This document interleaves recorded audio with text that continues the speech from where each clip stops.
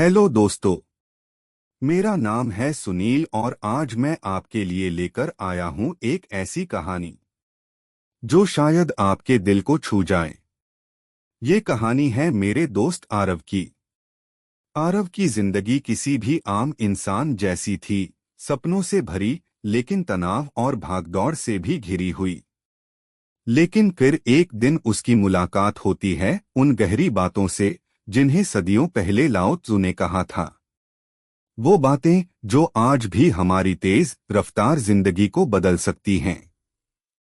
तो आइए चलिए साथ मिलकर सुनते हैं आरव की यात्रा। एक ऐसी यात्रा जो हमें सिखाती है कि असली ताकत क्या होती है, शांति कहाँ मिलती है और जीवन का असली प्रवाह कैसा होता है। कभी कभी जीवन की सबसे गहरी सच्चाइयाँ बहुत सरल शब्दों में छिपी होती हैं। यह कहानी है आरव की 28 साल का, बड़े शहर की रफ्तार में जीता हुआ, एक सपनों और तनावों से भरा इंसान। सुबह 7 बजे अलार्म बजता है, लेकिन आंखें रात के देर तक जागने से भारी होती हैं। वह मोबाइल उठाता है, नोटिफिकेशंस की बाढ़, सोशल मीडिया स्क्रॉल करता है और अचानक देखता है उसका दोस्त विदेश में नौकरी पा चुका है। तुलना का जहर धीरे धीरे दिल में भरने लगता है। आरव ऑफिस जाने के लिए मेट्रो पकड़ता है। भीड़, शोर और भागदौड़ के बीच उसके कानों में हेडफोन हैं, लेकिन दिल बेचैन है। वह सोचता है, क्या मेरी जिंदगी बस यही है? काम, पैसा, थकान और फिर वही दोहराव। ऑफिस में एक दिन बड़ा प्रोजेक्ट था। बॉस ने छोटी सी गलती पर सबके सामने डांट दिया। आरव का चेहरा लाल हो गया, गुस्से में हाथ कांपने लगे। वह लगभग चिल्लाने ही वाला था, लेकिन तभी उसकी नजर खिड़की से बाहर पड़ गई। बारिश की बूंदें कांच पर फिसल रही थीं। कोमल, शांत, लेकिन धीरे धीरे लगातार। आरव को अचानक याद आया, लाओ त्सु कहते हैं, सबसे बड़ा बल कोमलता में है। वह पानी की तरह है, हाथ में ठहरता नहीं, लेकिन पत्थर को भी काट देता है। उस दिन आरव ने पहली बार सोचा, शायद जीतने के लिए मुझे कठोर नहीं बल्कि लचीला बनना होगा। उसने कुछ नहीं कहा, चुप रहा। लेकिन उस चुप्पी में उसे भीतर से एक अजीब सी ताकत मिली। आरव की सबसे बड़ी आदत थी बहस। हर मीटिंग में, हर बातचीत में उसे आखिरी शब्द बोलना ही था। एक शाम वह अपने दोस्त कबीर से कैफे में बैठा था। बहस राजनीति से शुरू हुई और जीवन शैली तक पहुंच गई। दोनों ऊंची आवाज में बोलने लगे। उसी वक्त पास की टेबल पर एक बुजुर्ग व्यक्ति ने कहा, बेटा, क्या तुमने कभी सुना है, जो जानता है वह बोलता नहीं, जो बोलता है वह जानता नहीं। आरव चौंका। यह तो वही है जो उसने किसी किताब में पढ़ा था, लाओ त्सु का कथन। वह चुप हो गया। सोचा, सच है। ज्ञान चिल्लाने की चीज नहीं है। असली समझ तो चुप्पी और धैर्य में है। उस दिन से आरव ने ज्यादा सुनना शुरू किया और कम बोलना। धीरे धीरे लोग उसे ज्यादा सम्मान देने लगे। उसकी चुप्पी में गहराई थी। आरव का सपना था जल्दी प्रमोशन पाना, कार लेना और समाज में सक्सेसफुल कहलाना। लेकिन लगातार मेहनत के बावजूद प्रमोशन नहीं मिला। वह टूट गया। एक रात वह पार्क में बैठा था। पेड़ों पर खिले फूलों को देख रहा था।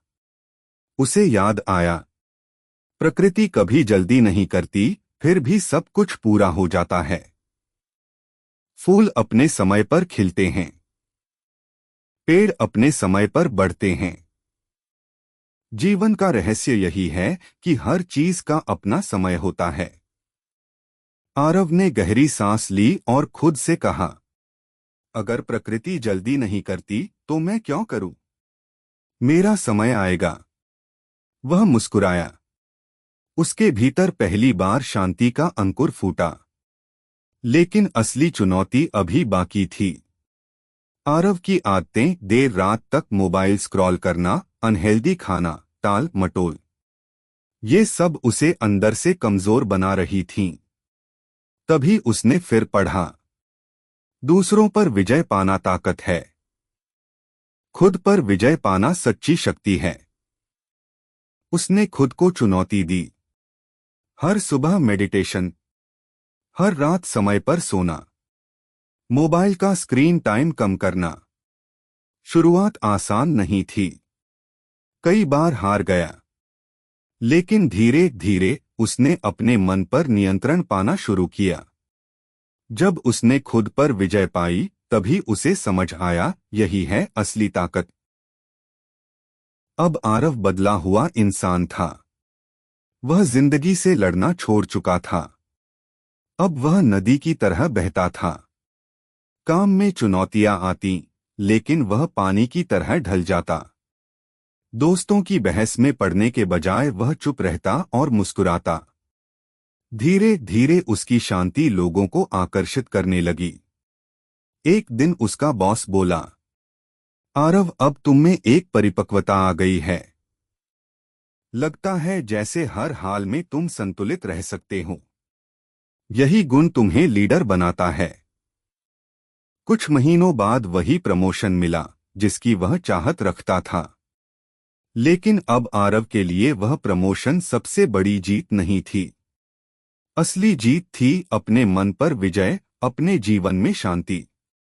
दोस्तों, आरव की यह यात्रा हमें यही सिखाती है।